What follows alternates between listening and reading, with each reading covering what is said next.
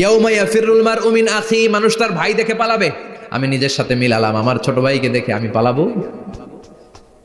আমাকে দেখে সে পালাবে? ওয়া উম্মিহি ওয়া আবি, যেই মায়ের পেটে 10 মাস আমি ছিলাম, যে মা আমি না ঘরে না গেলে ঘুমায় না, আমি না খেলে মা খেতে চায় না, আমার জন্য আমার মায়ের প্রাণ, আমার মায়ের জন্য আমার প্রাণ, কত ভালোবাসাবাসী। ওই মা আমাকে দেখে চিনবে না, আমি নাকি আমার মাকে দেখে চিনব না।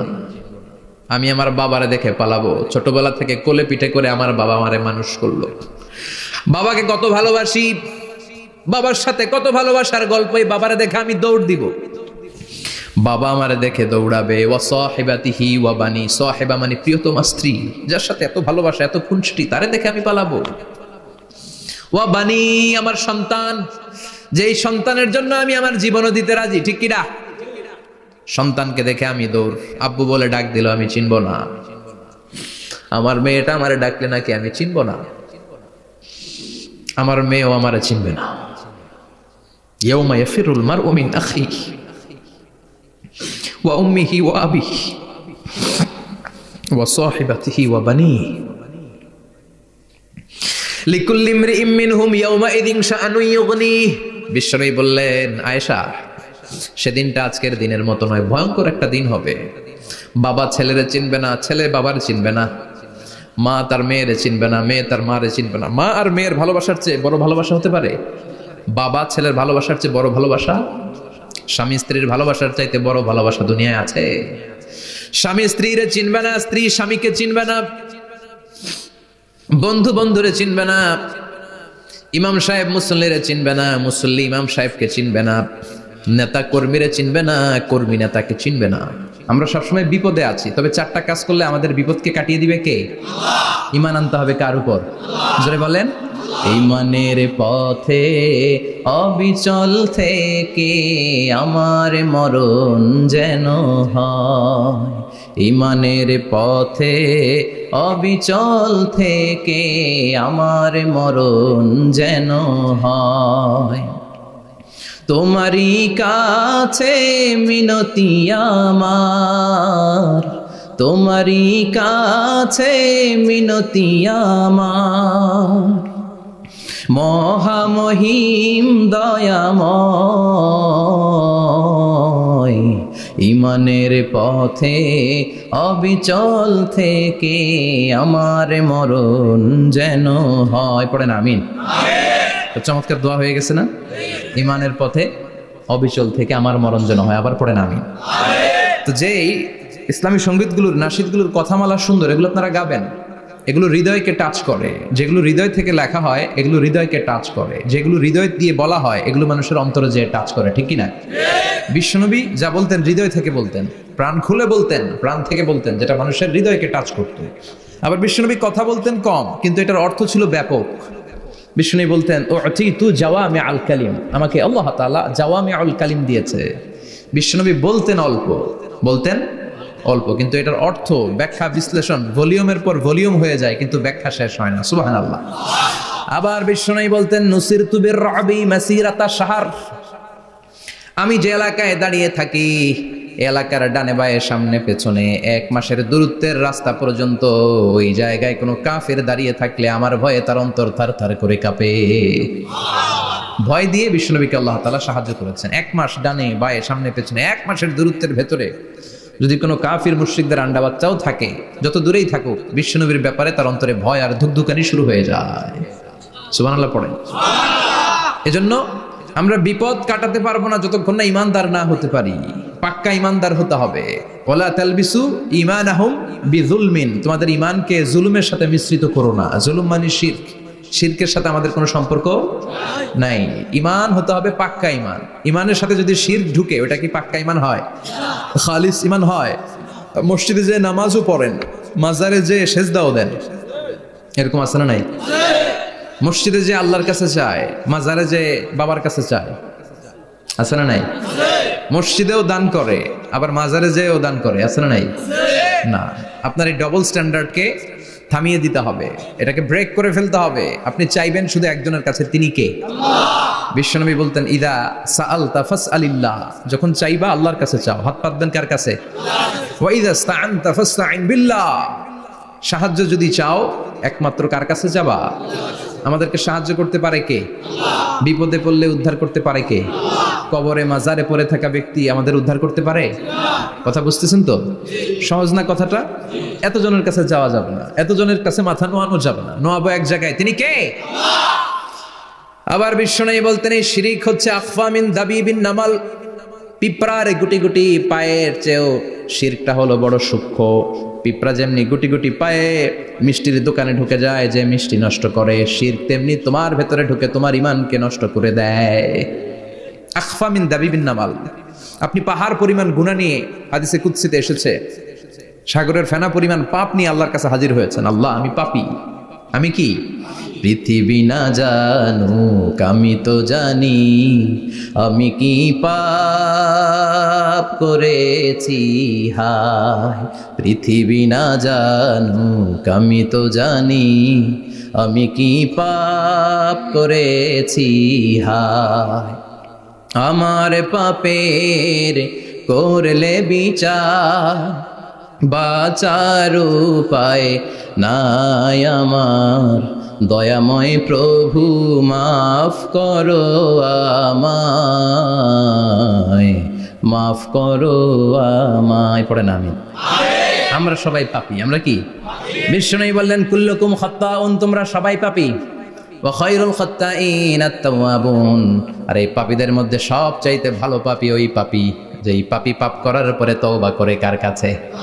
এজন্য আল্লাহ বললেন ইয়া আইয়ুহাল্লাযীনা আমানু তুবু ইলাল্লাহি তাওবাতান নাসুহা। তওবার মতো তওবা করো, কান্নার মতো কান্না করো। চোখের পানি এটা একটা খুব পাওয়ারফুল একটা জিনিস। এটা আপনার পাপকে ধুয়ে মুছে সাফ করে দেয়, আপনাকে নিষ্পাপ বানিয়ে দেয়। ঠিক কি না?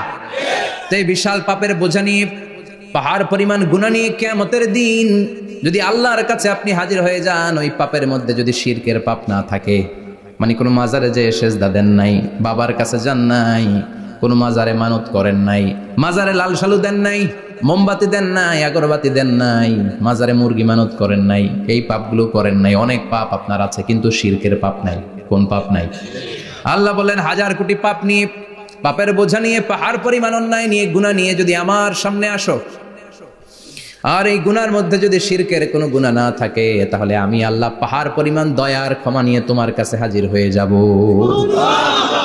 সুবহানাল্লাহ। এজন্য শিরকের সাথে আমাদের কোনো সম্পর্ক নাই। এই শিরক করলে তার মাফ নাই। ইন্নাল্লাহা লা ইয়াগফিরু আন ইউশরাকা বিহি, শিরক করে ফেললে আর মাফ নাই। এটা ভয়ঙ্কর, এটা ক্যান্সারের চেয়ে ভয়ঙ্কর। ক্যান্সারের অ্যানসার আছে, শিরকের কোনো অ্যানসার নাই। লা ইন আশরাকতা লা ইয়াহবাতান্না আমালুক, যদি তুমি শিরক করো, তোমার রোজা, নামাজ, হজ, যাকাত, জিকির গুলারে বাতিল করে দিবে কে? এজন্য শিরকের সাথে আমাদের সম্পর্ক আছে। এত ওয়াজ আমরা করি, তারপরে অনেক জায়গায় ছবিতে দেখি যে মহিলারা যে মাজারে সিজদায় পড়ে থাকে। এজন্য এটা ছড়ায় দিবেন, এই মাহফিলের কথাগুলো, এই যে রেকর্ড হচ্ছে, এগুলো ছড়ায় দিবেন। গণসচেতনতার দরকার আছে। এই যত আমরা ট্রাই করে যাব, একটা সময় দেখবেন আমাদের এই সকলের একসাথে প্রচেষ্টার ফলে এই শিরক নামক ভাইরাস বাংলাদেশ থেকে আমরা বিদায় করে দিতে পারবো। চিল্লা এখন ঠিক কিনা? এজন্য আমরা বিপদে আছি, তবে ইমানদার, শিরক ব্যতি রেখে খালেস ইমানের যদি অধিকারী হয়, আমাদেরকে বাঁচিয়ে দিবে কে? দুই নম্বরে ওয়া আমিলুস সলিহাত। কি বলছে মনে আছে তো? ইমান, ইমান আনলে বেঁচে গেলাম। আরেকটা কি? আমিলুস সলিহাত, নেক কাজ, ভালো কাজ। ভালো কাজ শুধু জিকির করার, নামাজ পড়া নাকি?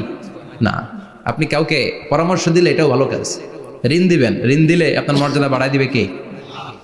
অভুক্তকে খাওয়াবেন, বিপদে পড়লে সাহায্যের হাত বাড়িয়ে দিবেন, রাস্তায় দাঁড়িয়ে আছেন একজন, পথ চিনে না, পথ দেখিয়ে দিবেন, এটা অনেক সওয়াব। সূরা ফাতিহা একজনরে পড়ায় দেন, ওই লোক সারা জীবন সূরা ফাতিহা যতবার পড়বে তার একটা পার্সেন্টেজ সওয়াব আপনার আমলনামায় দিবে কে? তারপরে মানুষকে টাকা দিয়ে সাহায্য করবেন, অসুস্থ হয়ে গেলে, রক্তের প্রয়োজন হলে গায়ের রক্ত দিয়ে সাহায্য করবেন, কবুল করবে কে? রক্ত দেয়া অনেক বড় ইবাদত, জানেন এটা? মুমূর্ষু ব্যক্তিকে যদি রক্ত দেন, আপনার এই রক্তের কারণে যদি কারো প্রাণ বেঁচে যায়, তাহলে আপনি কেমন যেন গোটা বিশ্বের সব মানুষের প্রাণ বাঁচিয়ে দিলেন। একজনকে বাঁচানো মানে সবাইকে বাঁচানো। একজনকে মারা মানে সবাইকে মারা।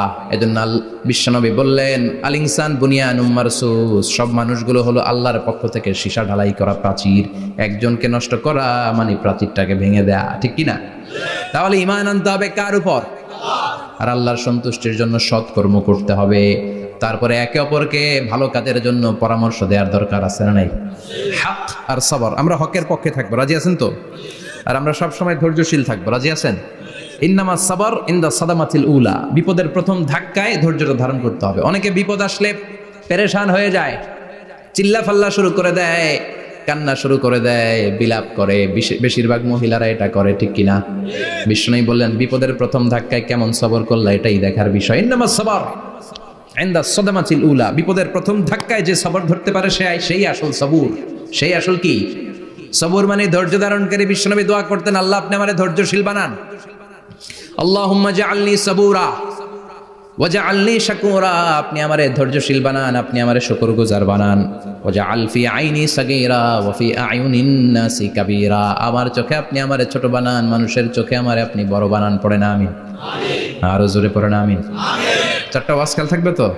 আলামিন ভাইয়ের প্রথমে কি করতে হবে? ঈমান, ঈমানের পরে সৎকর্ম, তারপরে হক আর সাবর, এগুলো মেনে চলতে হবে। রাজি আছেন তো? আরো জোরে পড়েন ইনশাআল্লাহ। আসুন আমরা আল্লাহকে ফরমালি থ্যাঙ্কস দেই, শুকরিয়া জানাই, কালিমাতু শুকুর পড়ি, আওয়াজ করে আমরা পড়ি আলহামদুলিল্লাহ। পড়েন রব্বানা লাকাল হামদ হামদান কাসীরান তাইয়িবান মুবারাকান ফীহি ইয়া রাব্বি লাকাল হামদু কামা ইয়ানবাগি লিজালালি ওয়াজহিকা ওয়া আযীমি সুলতানিকা লাকাল হামদু বিল ঈমান লাকাল হামদু বিল ইসলাম লাকাল হামদু বিল কুরআন। প্রশংসা করলাম কার? জোরে বলেন কার? সব সময় প্রশংসা করতে হবে কার? সে আল্লাহর পাঠানো সবচাইতে দামি মর্যাদাবান আসমানি কিতাবের নাম হচ্ছে কি?